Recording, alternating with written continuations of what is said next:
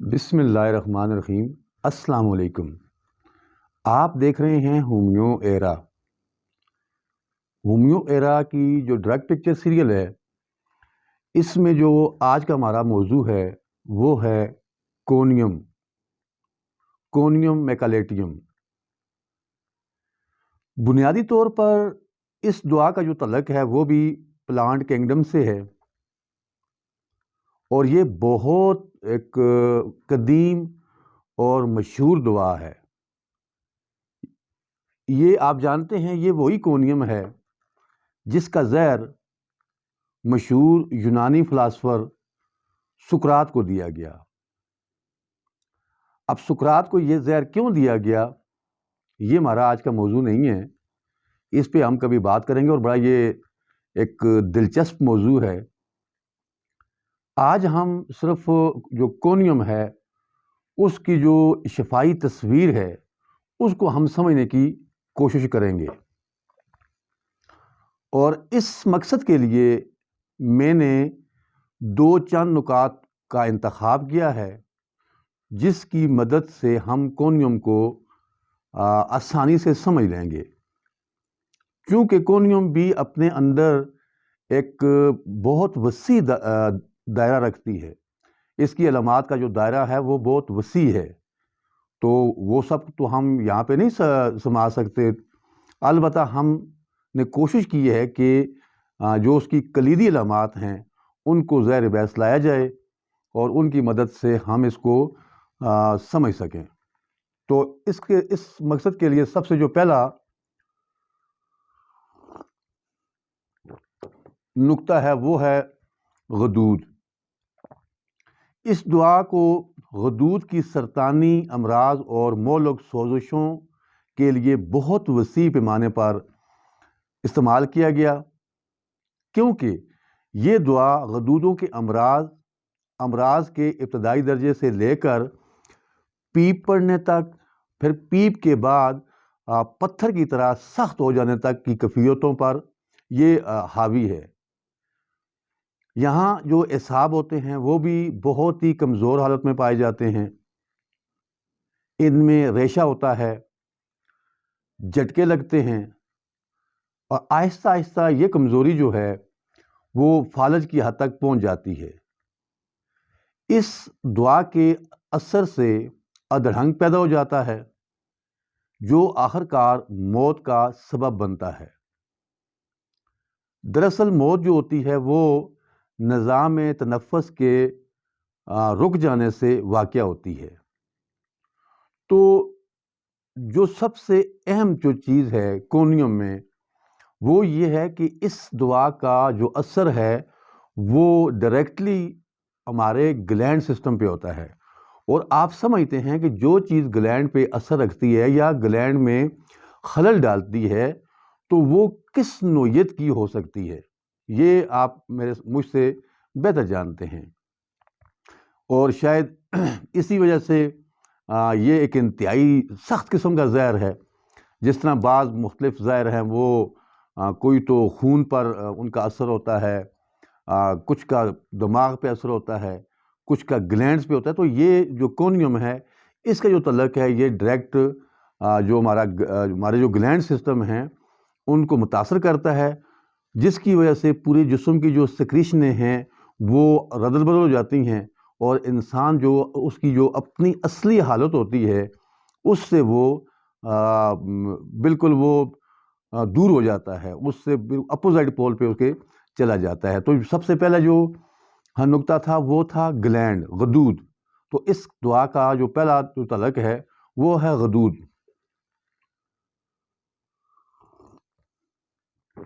اس کے بعد ہے ذہن۔ کونیم کا رد عمل بہت ہی گہرا ہے۔ آہستہ آہستہ یہ دماغی حالت کو جنون اور حماقت میں بدل دیتی ہے۔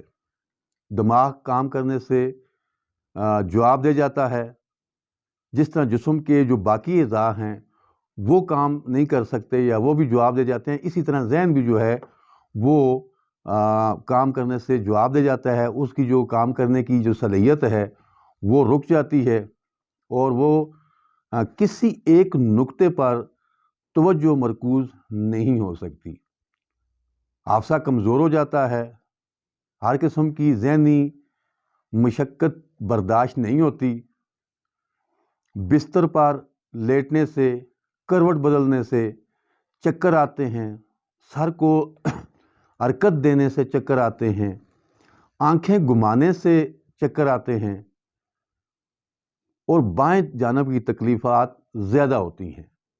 تو یہ اس کی ذہنی کیفیت ہے۔ لا محالہ جب ہمارا پیچوٹری گلینڈز پراپر طریقے سے کام نہیں کرے گا اور ہمارے جو نروس سسٹم ہے وہ ویک ہو جائے گا، تو پھر کس طرح ہمارا جو ذہنی سسٹم ہے وہ اچھے طریقے سے کام کر پائے گا؟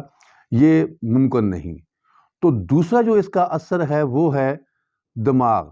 مطلب یہ ہے کہ یہ دماغ پر اتنا زیادہ شدید اثر کرتا ہے کہ انسان کی جو کیفیت ہوتی ہے وہ جنونی ہو جاتی ہے، اور اس میں حماقت میں اس کو بدل دیتا ہے۔ کام کرنے کی جو صلاحیت ہوتی ہے وہ بالکل ختم ہو جاتی ہے، دماغ کی انتہائی شدید کمزوری ہوتی ہے، جس کی وجہ سے وہ کسی ایک جگہ پہ توجہ جو ہے وہ مرکوز نہیں رکھ سکتا۔ اب آپ آتے ہیں ہم تیسرے نمبر پہ۔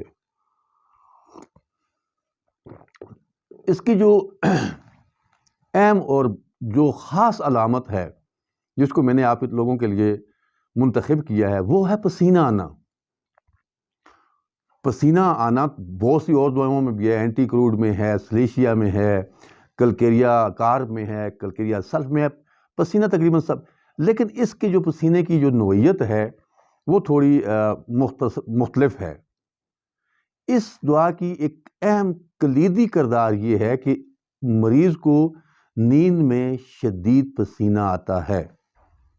جب وہ سویا ہوتا ہے تو اسے شدید پسینہ آتا ہے، اور اس پسینے کے ساتھ بے چینی ہوتی ہے۔ پھر وہ مریض یہ کہتا ہے کہ اگر میں اپنی آنکھیں بند کر دوں تو آنکھیں بند کرنے کے ساتھ ہی میرے جو پسینے ہیں وہ چھوٹ جاتے ہیں۔ تو جسم کے کھلے حصے پہ اس کا پسینہ آتا ہے۔ یہ ایک بڑی کلیدی علامات ہے۔ کھلے حصے سے مراد جس طرح ہمارے ہاتھ ہیں، ہمارا چہرہ ہے، یا ہماری پنڈلیاں ہیں، پاؤں ہیں، تو جو چیز اوپن ہے، جو پارٹ آف باڈی اوپن ہیں ان میں پسینہ آتا ہے، جو ڈھکے ہوئے ہوتے ہیں ان میں پسینہ نہیں آتا۔ اچھا، کھانا کھاتے وقت پسینہ۔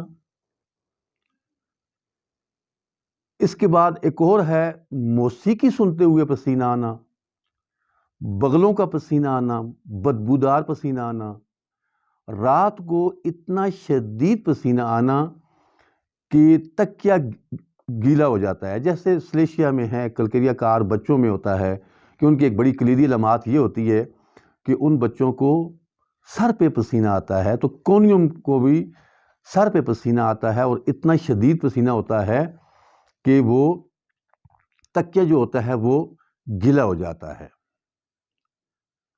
اب اس کی بہت ہی زبردست قسم کی کچھ اور علامات بھی ہیں، جیسے کھانسی کے متعلق ہے، تو لازمی بات ہے جب تھائرائیڈ گلینڈز افیکٹ ہوں گے تو کھانسی بھی ہوگی، اور نظام جو تنفس ہے وہ بھی بری طرح مفلوج ہوگا۔ اس کی کچھ علامات ہیں۔ فیمیل کے حوالے سے بڑی خاص اس کی جو علامات ہیں، جو ہم نے اپنی کلینیکل ٹرائل پہ بہت زبردست رزلٹ دیے ہیں، وہ ہیں یوٹرائن فائبروسز اور پستانوں کی گلٹیاں۔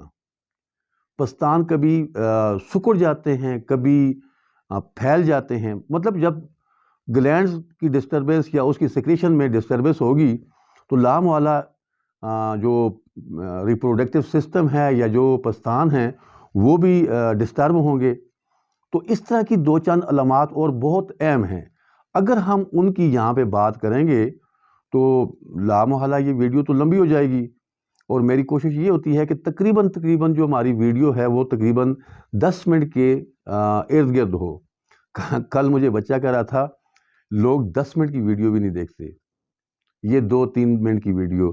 تو میں نے اس کو کہا نہیں بیٹا، میں کوئی ٹک ٹاکر بھی نہیں ہوں اور میں کوئی شبیدہ باز بھی نہیں ہوں، میں ایک طالب علم ہوں، میں علم دوست انسان ہوں۔ تو میں اتنا کچھ کرتا ہوں کہ کم از کم جس مقصد کے لیے ہم یہ ویڈیو بنا رہے ہیں وہ ہمارا جو مقصد ہے وہ حل ہو جائے۔ تو اگر آپ پسینہ، ذہن اور گلینڈز ان تین چیزوں کو یاد رکھیں گے، میں وثوق سے کہتا ہوں کہ آپ کو کبھی بھی کونیم نہیں بھولے گی۔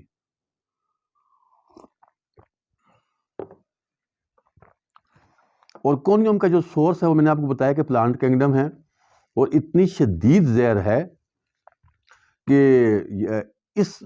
اس کے زہر کی وجہ سے سقراط کی موت واقع ہوئی۔ یہ ایک یونانی فلاسفر تھا، تو اس کو یہ زہر دی گئی۔ تو کہنے کا مقصد یہ ہے کہ یہ جو چند نکات ہیں، اگر آپ ان پہ تھوڑا سا غور کریں گے تو کونیم کو سمجھنے میں آسانی ہوگی۔ اور میں آپ کو ایک بات بتاؤں، کونیم کو آپ اپنی پریکٹس میں ریگولر یوز کروائیں۔ ایسا نہیں ہے، آج کے دور میں ذاتی طور پہ یہ سمجھتا ہوں کہ 10-12 میڈیسن اگر بندے کے پاس ہوں اور وہ ڈرگ پکچر کو سمجھتا ہو، وہ primary and secondary action medicine کے حوالے سے سمجھتا ہو، تو میرے خیال میں وہ 10-12 میڈیسن پہ پریکٹس کر سکتا ہے۔ ہمارے معاشرے کی جو ڈرگ پکچر ہے وہ یہی ہے، کہیں نکس اومیکا بیٹھا ہوا ہے، کہیں تھوجا بیٹھا ہوا ہے، کہیں لیکسس بیٹھی ہوئی ہے، کہیں سیپیا بیٹھی ہوئی ہے۔ تو یہ چند میڈیسن ہیں، پولی کرسٹ میڈیسن ہیں، اور ان پہ ہم معجزے دکھا سکتے ہیں۔ میرا یہ اس بات پہ ایمان ہے۔ تو کونیم کو اپنی پریکٹس میں ضرور آزمائیے گا، اور اس کو کبھی بھی لو طاقتوں میں نہیں دینا، ہمیشہ اس کو بڑی طاقتوں میں دیں، اور بار بار رپیٹ کرنے سے بھی پرہیز کریں۔ اب تک کے لیے اتنا ہی۔ اپنی صحت کا خاص خیال رکھیے گا، کیونکہ آپ کی ساری خوشیاں آپ کی صحت سے وابستہ ہیں۔ Thank you so much.